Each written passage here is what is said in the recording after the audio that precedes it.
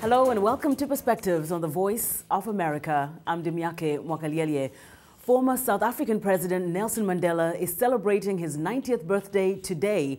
He told reporters at his home in rural South Africa that the nation's wealthy should help those less fortunate. For weeks, admirers around the world have honored the anti-apartheid hero. Earlier this week, U.S. President George Bush signed a bill that allows Mr. Mandela to enter the U.S. without special clearance.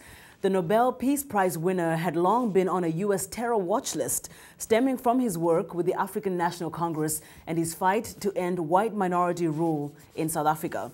Since 1999, Mr. Mandela has worked to prevent the spread of AIDS, but the welfare of children is also a major concern to him. Mr. Mandela says society must change the ways it treats children. He spoke recently at a party in Johannesburg with school children to celebrate his 90th birthday. VOA's Deborah Block has more. The party spotlighted one of the former South African president's charities, the Nelson Mandela Children's Fund. Mandela said he was humbled and proud to see the success of his fund to improve the treatment of children.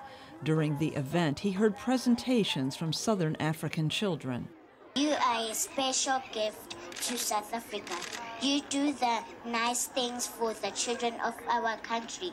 Thank you for your kindness. God loves you because you are special.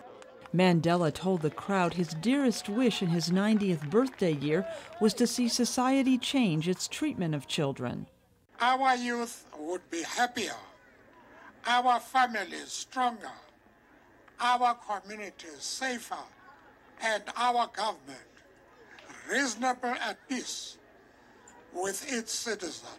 Nelson Mandela was born on July 18, 1918, and grew up in a large family in Transkei, a former South African black homeland. As a young man, he became active in the anti-apartheid movement and joined the African National Congress, or ANC.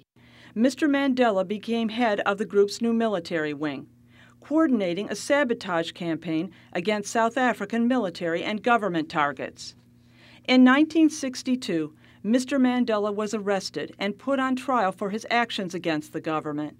He defended his actions as part of the struggle of the African people for a free society. 2 years later, he was sentenced to life in prison on Robben Island off the coast of Cape Town. He spent 18 years in the notorious prison, refusing a government offer in 1989 to release him if he would renounce the ANC's armed struggle. But he finally was freed in 1990 after the white government, led by President Frederick de Klerk, legalized all political parties and discharged most political prisoners. In 1991, Mr. Mandela was elected president of the African National Congress.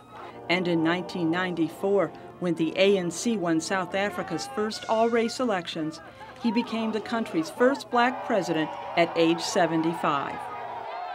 Never, never, and never again shall it be that this beautiful land will again experience the oppression of one by another. Mr. Mandela said he would stay for only one term. During 5 years as president, he earned international respect for South Africa's national reconciliation. And he shared the Nobel Peace Prize in 1993 with his once bitter enemy, Mr. de Klerk. They were honored for their contribution to the peace process in South Africa. In his later years, Mr. Mandela became a public advocate for children's rights and fighting AIDS. In 1999, at the age of 85, Nelson Mandela said he was retiring from public life. But in his 90th year, he continues to work for an issue close to his heart, helping disadvantaged children improve their lives. Deborah Block, VOA News. And we leave you today with thoughts and comments from tourists in Johannesburg who have been visiting the homes and areas associated with Nelson Mandela. And until next week, I'm Dimiake Mwakalielye for the Voice of America. Great admirers of Nelson Mandela and very keen interest, as I've seen already today, where his beginnings were and where he actually started really studying and really asserting his authority to want to be a good leader, a disciplined leader. I think you can see by what he persevered.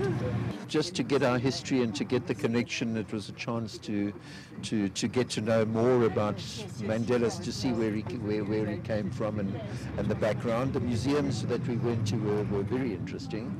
And it's just nice to see how a legend is made out of a man like Nelson Mandela, who, you know, for half my life was a criminal and is now a world national hero, you know. And I